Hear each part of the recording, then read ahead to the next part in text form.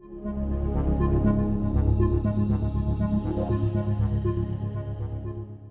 everyone, and welcome to this presentation. What I talk about you today is the pricing engine we developed for our insurance business at Ark Bermuda, and the problem that we had to face and how Julia helped us out solving them.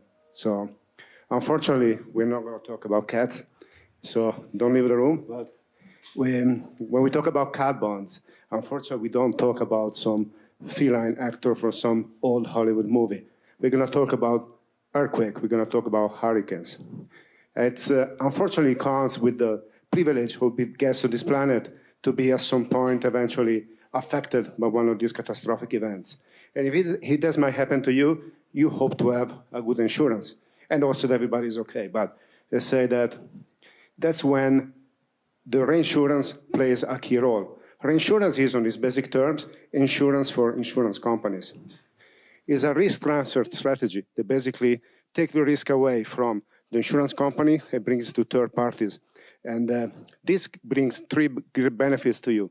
Is number one, since the insurance takes less risks, you can have insurance cheaper. So your premium for your policy is going to be lower. And the insurance company is going to be able to write more business, so cover more people. And so this is going to be a more competitive market. And the third part is that the moment that you're going to file your claim for a hurricane, by example, it's very unlikely you're going to be the only one. And so the amount of claims can eventually make the insurance company insolvent, bankrupted. So that's where insurance plays a great part. And we go with an example. A good friend of mine, his name is Faraz, is a chief risk officer for this insurance company.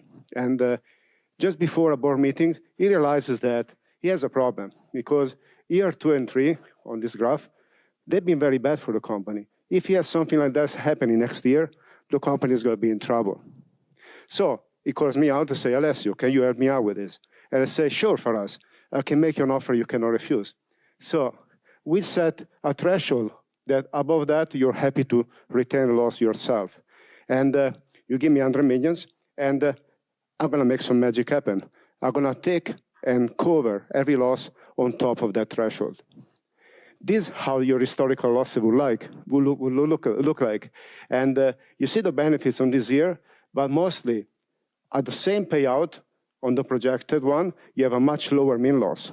That means that it's more predictable. You can stop the bleeding on your losses, and so you can present a more reliable budgeting plan.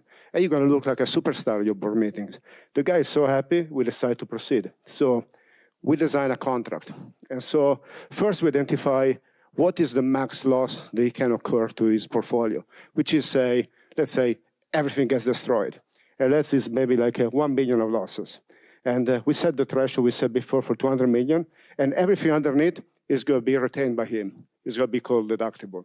On top of that is going to be the limit that I'm going to help him out with my protection.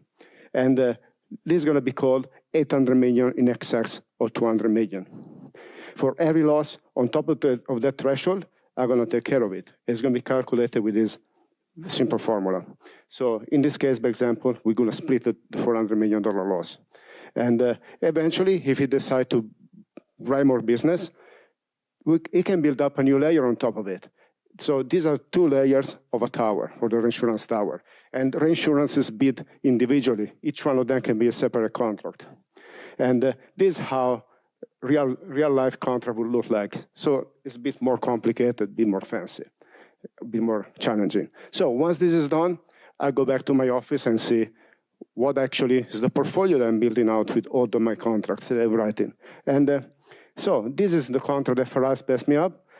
And I see that running some projection, year 1, I will not incur in any loss because the loss here doesn't reach retention.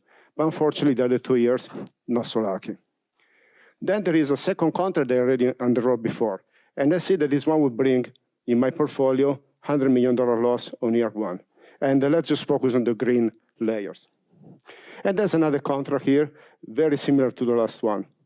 These actually are very different because one is Florida hurricane, the other one is Japanese earthquake.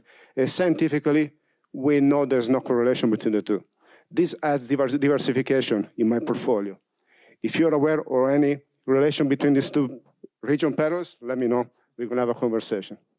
But Ark comes over and writes a few metrics for understanding the quality of our portfolio.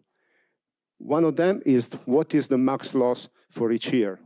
The second one is how much is the total loss that happens to me in every year of projection, and the mean loss. And we do this one for each region peril, which is a combination of the region and the risk that you're underwriting. Here, this one is very helpful because it tells us that, for example, 54% of our risk is in Florida.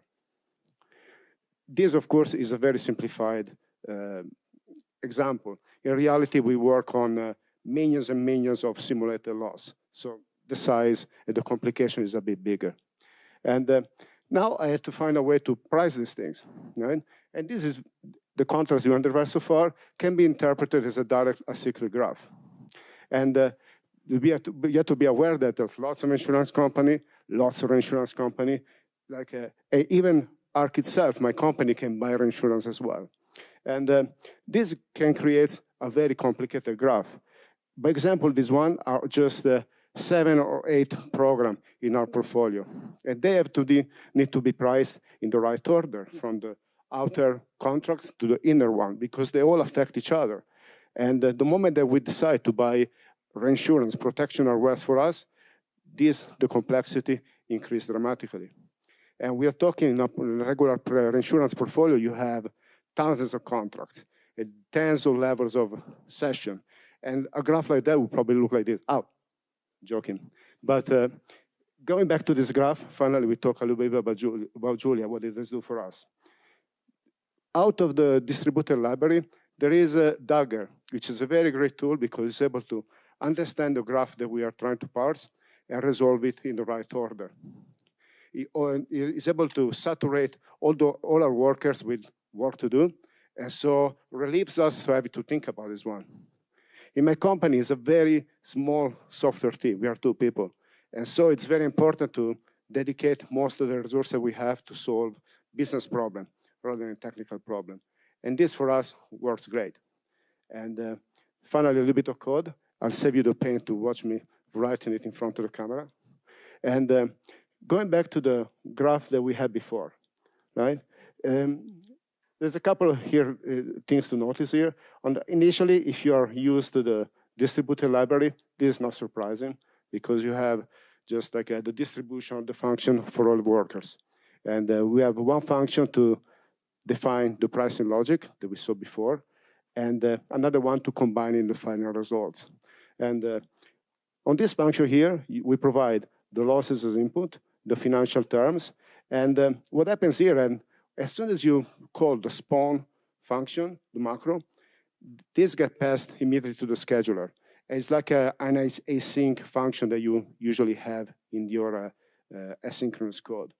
And the result of this function are some data type called tonk that you can pass to other function. And basically, Dagger is going to be able to understand when this is completed, it's going to fire off the next function. So as we expected here, the combination function is going to give us as a result the total losses for what we expected so far.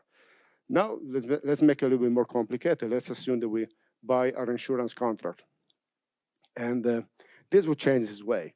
You will see that now the combination function has to wait for also the insurance contract to be completed after if it completed the parsing of these layers to price. And of course, the final result is what we expect. This is a contract that provides $100 million reliefs for every losses on top of $250 million. So there's a few challenges that we had to go through. There's a lot of data here we're talking about. We're like a massive simulation sets. We're talking about like 100 million maybe of single events.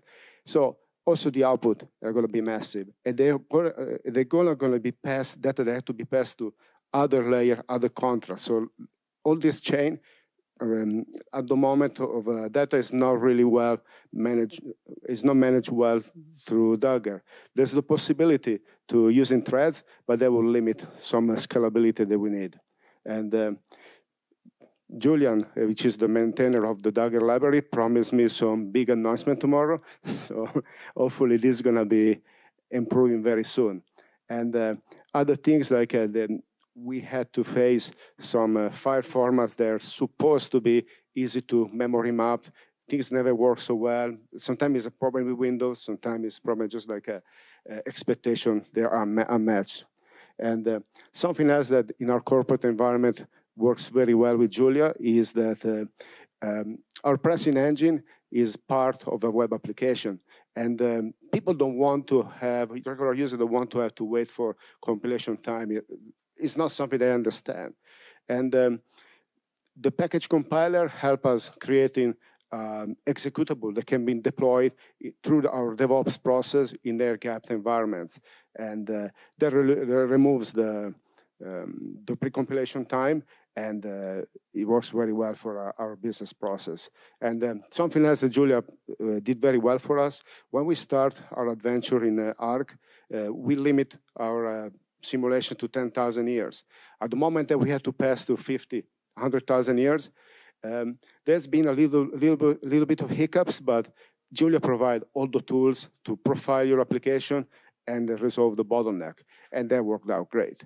So still, of course, a little bit of Windows support that here and there is a hit or miss, but overall, we're very happy with what we have so far. And that's it.